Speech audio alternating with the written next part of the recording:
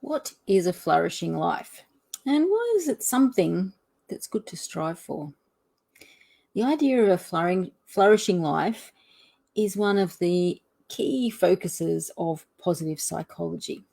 And Dr. Lynn Sutz, who is a positive psychologist, describes flourishing like this. She says, flourishing is the product of the pursuit of engagement of an authentic life that brings inner joy and happiness through meeting goals, being connected with life passions, and relishing in accomplishments through the peaks and valleys of life. So I really like that description.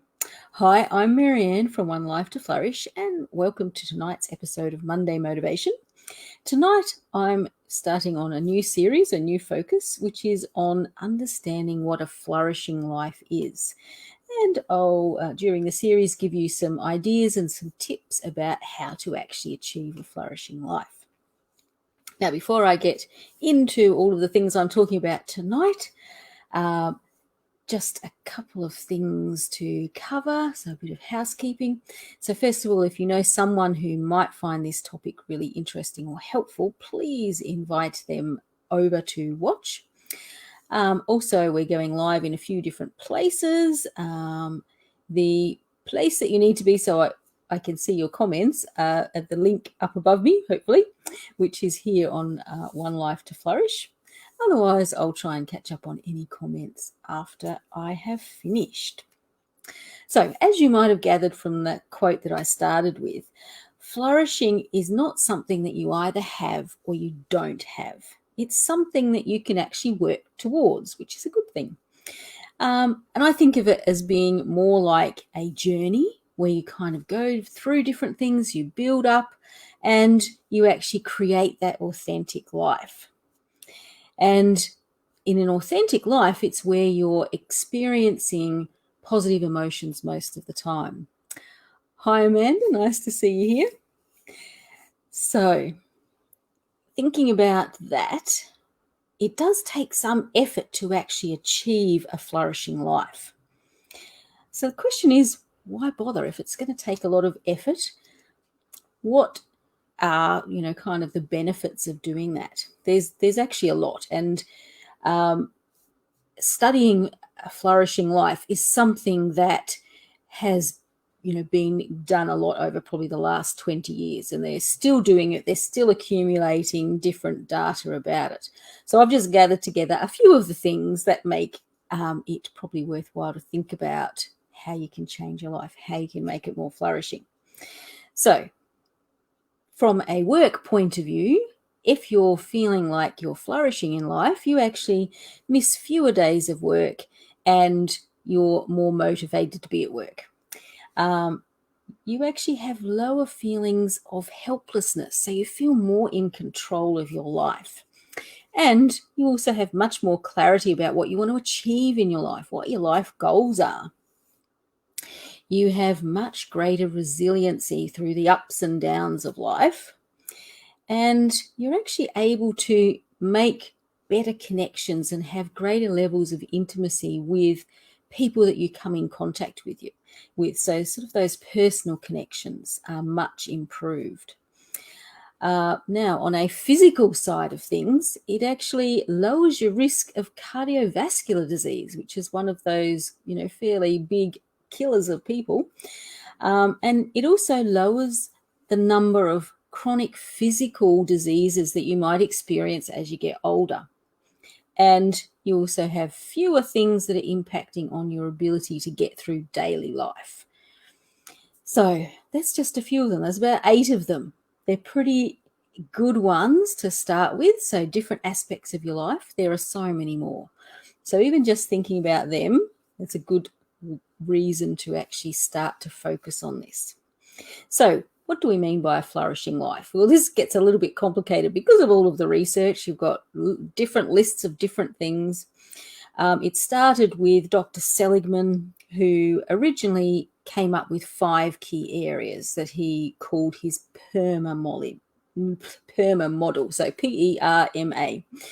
And recent research has kind of created 6 domains that they now use as like an assessment area to see how flourishing you are.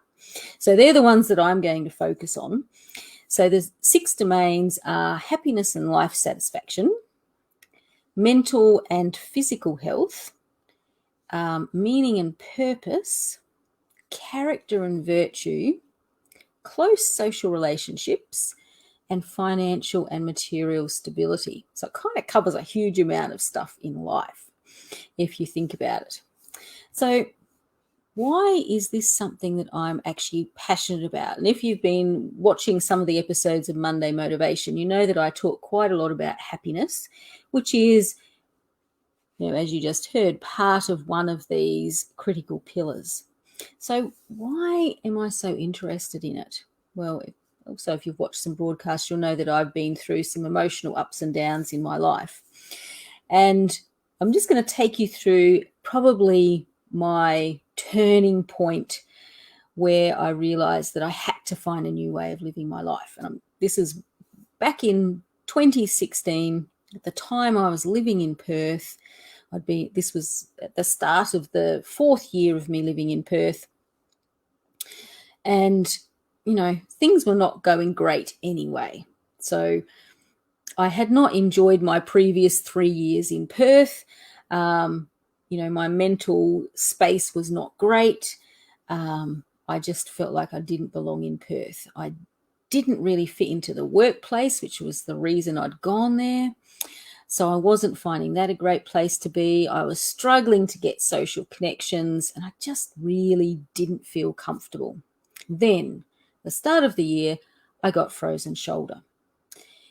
And that made life much more difficult, especially seeing as I had issues in the workplace, which meant it was really, really hard to ask for time off.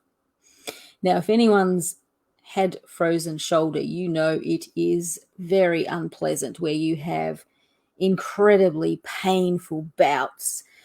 You have very little sleep. I think I was surviving about 2 or 3 hours if I was lucky each night. So you can imagine how that went when I had to go to work. And, you just kind of feel like everything's a struggle. And, of course, I couldn't take time off very easily, even to get to specialist appointments and things like that. It was really difficult. So the year didn't get off to a great start. It just kind of meant my emotions went further down. The situation at work got worse as well. I got into a conflict situation with another employee there, and it just made life really difficult. Everything was a bit of a struggle, and I was really not enjoying the year. My mood got worse and worse. I focused more and more on the negative. It was not a fun time. Just one of those years where you just kind of go, what's it all about? Maybe a bit like this year, really. So I thought towards the end of the year, it was sort of around this time actually, I was able to take a bit of extended leave, which I was really looking forward to by that time. I just really wanted to have time away from the workplace. My father came over from Mount Gambier, and at the time he was, I think, around about 74 years old. So, not massively ancient, but not a young man. And we had a lovely holiday. We went down to Augusta, which is right down in the very southwest corner of WA. Beautiful down there. If you get a chance to go. And it was lovely. But because I was so physically unfit, as well as all of the emotional stuff going on, everything we tried to do, I struggled with. I'm going, I really want to get out and be able to enjoy the nature and everything around here, and I just can't. Then we decided to go and visit one of the caves there. There's some amazing caves there. I can't remember which one it was that we went to, even though I remember the experience a lot. So we went to the cave and we started to go down in there. And when we got in there, I'm going, I probably should not have done this, because it was like massive numbers of stairs, hundreds and hundreds of stairs going way, way, way down. I'm going, oh no, going down's good. Going back up, not so much. Now, realizing that at this point in time, I was basically a couch potato. I did no exercise whatsoever. My diet was absolute crap. I was so unhealthy physically. Not a good situation. So basically, I got down the cave pretty much okay. Getting out of the cave was a total embarrassment. If you can imagine having to have your 74-year-old father push you up the steps to get out of the cave, that's how embarrassing it was. And it was at that point I realized that I had to change my life. There had to be a better way to live, that I was tired of being tired. I was tired of being depressed and negative, and I had to change. Now, it took me a while to get through that. People who've been watching regularly would also know a little bit about that journey, which I will touch on as I talk a little bit more about flourishing. But basically what I've found since talking about that experience with people, I've found that there are lots of people who resonate in some way with that absolute desperation, that absolute feeling of, depression and being down and just wanting to get out of your own way, just wanting to have a better life. And it's from that I started to look at creating my business. And it's the reason why I called it One Life to Flourish, because I believe that, we have got this one life on earth and we should try and live it in the best way that we possibly can, considering all the circumstances that we're in. And it is possible to flourish in your life no matter what circumstance you're in. And that's what I'm going to dig into a little bit more as I go through the series. So basically, my goal now is to help people get from that kind of feeling that I had into a life where they're actually enjoying themselves, they're feeling success, they're feeling confident, and they're happy with what's happening with their life. So, leading on to that, if you would like to find out more about how to actually have a more flourishing life, I would love to support you with that. That is what I'm all about. So I've put a link for a 30-minute discovery call that is entirely free, where I can just go through and we can map out some ideas for how you can actually transform your life. So think about doing that. Otherwise, thank you for joining me tonight. Hopefully you've got a little bit of an idea of why it's really a good idea to try and create a flourishing life. So please come back and join me as I continue this series. Next week, I'm going to look a little bit more closely at the domain of happiness and life satisfaction. So happiness I've kind of already covered, but I'll recap a little bit. And then we're going to have a look at life satisfaction, dig into that a bit, give you some ideas and some tips about how you can actually, start your journey towards having a more flourishing life, if that's what you're actually struggling with.